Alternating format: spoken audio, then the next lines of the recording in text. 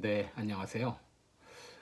루마니아의 공산 정권 시절 리차드 범브란트 목사와 같이 그리스도인이라는 이유로 투옥된 사람 중에 후르레스크라는 성도가 있었습니다. 그는 죽지 않을 정도로 매를 맞은 뒤에 빨갛게 달군 갈고리로 고문을 당했습니다. 그리고는 굶주린 쥐들을 깜방에 넣어서 잠을 자지 못하게 하고 2주일 동안 밤낮 없이 서 있는 채로 고문을 받기도 했습니다. 그 이유는 아직 체포되지 않은 성도들의 이름을 대라고 하는 것이었습니다. 그러나 그는 숱한 가혹한 고문에도 입을 열지 않았습니다.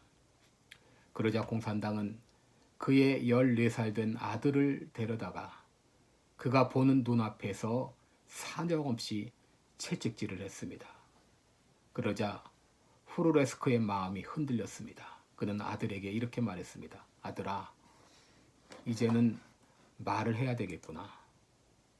내가 맞는 모습을 차마 볼 수 없구나. 그런데 그때 아들은 말했습니다. 아버지, 저는 주님을 파는 아버지를 원하지 않습니다. 끝까지 견디십시오. 만약 이들이 저를 죽인다면 저는 예수님과 조국을 위해서 죽겠습니다. 악이 바친 간수들은 아들을 그 자리에서 때려 죽였습니다. 소녀는 죽는 순간에도 주님을 찬양하며 숨을 거뒀다고 합니다. 저들은 투옥된 그리스도인들을 밀고자로 만들기 위해 극악한 방법을 다 동원했지만 넘어가는 사람이 없었습니다.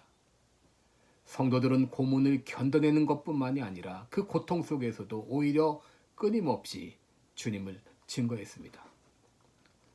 투옥된 한 성도가 같은 방에 있는 사람들에게 복음을 전하고 있을 때 갑자기 간소들이 들이닥쳤습니다. 그리고 그를 고문실로 끌고 갔습니다. 얼마 후 그는 피투성이가 된 채 자기 방에 다시 돌아왔는데 정신을 차리지 못했습니다. 그러나 얼마 있다 정신을 차리자마자 자세를 바로잡고는 여러분, 제가 아까 어디까지 말했죠? 그렇게 묻고는 다시 복음을 증거하기 시작했다고 합니다. 하루는 리차드 범브란트가 있는 감방문이 열리더니 한 사람이 내 전 던져지듯 떠밀려서 감방 안으로 들어왔습니다. 그 방은 30명이 함께 있는 그 방이었는데 어두운 저녁이라 처음에는 그가 누구인지 알아보지 못했습니다. 그런데 얼마 있다 누군가 소리쳤습니다. 파피스코다. 파피스코가 누구인가? 그는 현역 대위로 이 공산당 정권에서도 악명 높은 고문 전문가였습니다.